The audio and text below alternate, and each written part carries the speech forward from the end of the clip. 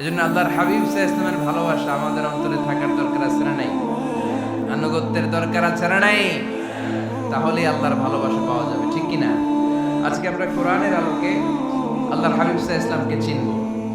আমরা কোরআন থেকে জানার চেষ্টা করব তিনি কেমন ছিলেন, কেমন ছিলেন আমার প্রিয় রাসূল। কোরআনুল কারীম থেকে যদি আমরা বিষ্ণু সাল্লাল্লাহু আলাইহি ওয়াসাল্লামের পরিচয় জানতে চাই, কোরআন সর্বপ্রথম আল্লাহর হাবিবের যে পরিচয়টা আমাদেরকে দিবে, কোরআন বলবে তিনি হচ্ছেন রাসূলুল্লাহ। আমাদের প্রিয় নবীর সবচেয়ে বড় টাইটেলের নাম কি? রাসূলুল্লাহ। সবাই আওয়াজ করে পড়বেন, টাইটেলটার নাম কি? পৃথিবীতে এর চেয়ে বড় টাইটেল আছে? এমপি বলেন, মন্ত্রী বলেন, যাই বলেন না কেন, ধনকুবের বলেন, রাসূলুল্লাহর উপরে কোনো টাইটেল নাই, ঠিক কিনা? কেউ চাইলেই রাসূলুল্লাহ হতে পারে না, হতে পারে? আমরা সবাই মিলে যদি একজনের ভোট দেই, উনি তো রাসূল হয়ে যাবে, তাই না? হবে না?